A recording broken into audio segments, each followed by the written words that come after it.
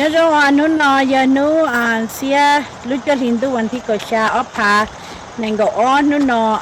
yếu tố một cộng đồng là lúc công tranh của National Lao Mong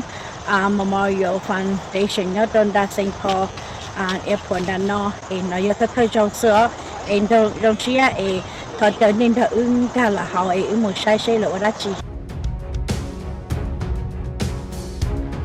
rồi xe chỉ ní vào thôi ní tôi không phải nói theo cái lò cho những người hết trong không nhớ tao bắt tao chỉ lời chỉ bảo cái tiền họ nó lúc công trình rồi như thế qua đó chỉ nữa nè yêu liền nói có sẽ có kẹt có sẽ có yêu liền thứ kia yêu liền nói có lúc công kia kia có lúc chuyện ngồi đó chỉ nó biết thêm lúc mua của nó nè giờ thì có họ hãy có explain to hay to biết cho nhẹ cho xin nhớ lúc tao bắt tao chỉ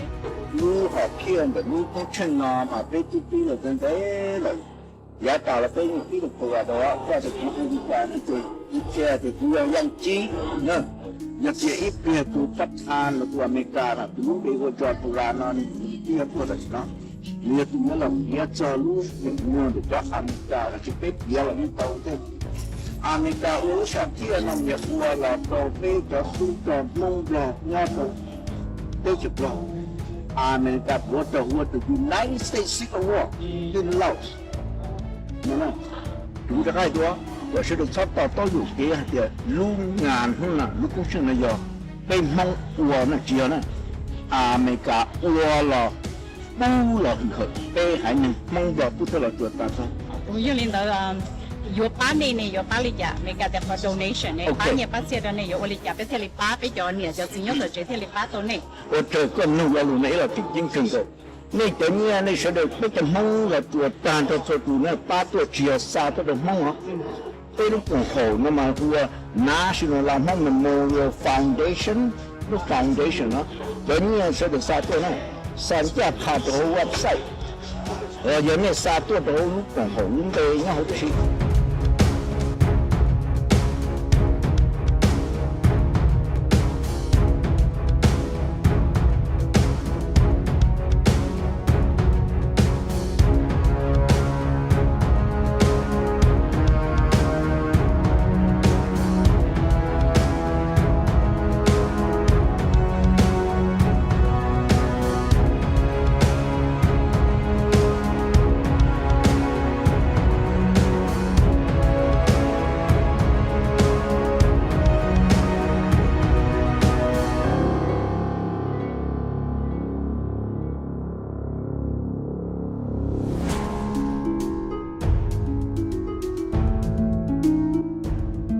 I didn't know about the secret war. Well, I guess that's why they call it the secret. And as a result, I became more interested and I expressed interest and found myself serving on board. And it's an honor for me to serve as chairman of something that is extremely important. It's important to tell the history of the secret war. It's important to honor the over 35,000 SGU and other members of the Hmong families, military who died in the secret war, the over 700 Americans who died. Okay, có những mystery nữa nhở? Giờ đi mua thì lâu có mystery. Có thân công trình nào National Lao Mong Memorial Foundation nào cũng có ý tưởng người vô nhau nào chứ? Có cái chúng khi cho các tổ chức nào để sẽ bảo vệ thì là phụ trách bên này cái gì rồi. Bây giờ tôi cho là sẽ đầu dân qua phần nào là giờ qua lu sạch kia nào mà là giờ mua tập ở Westminster rồi ra đầu tế giờ in nuôi lâu lo nè mà giờ thì tế sẽ đầu tế mong sau cùng tế mới từ đầu tế mới từ muốn hay là rồi tế sẽ đầu ba ý đô la hôm nay mình chủ sĩ mình trả in nó từ đã chắc cầu cho họ nói là chỉ sĩ lấy tôi từ nhiêu lấy cháu cho nó bé từ câu dưới học nhá cho là ba là cho câu để tế qua câu cho là lúc tiên gì thì cũng không sẽ để tế phần chi ba mình trả nó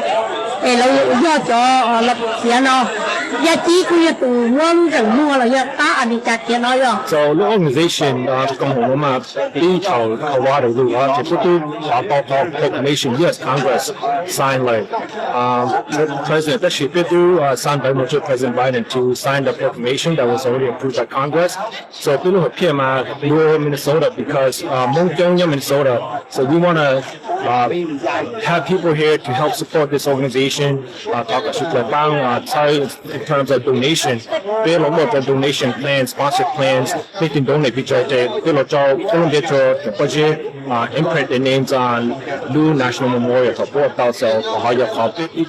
the chairman of the Tanzi. So look here, Lu. More credit no at 50,000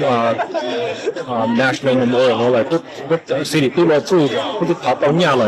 about 200,000, and then to Lu Memorial, it's going to cost about $2 million. So it's not got Hmong, Tanzi, got built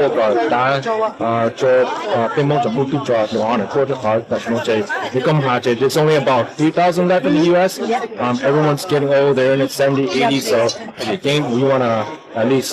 do something for them to honor them for their old born.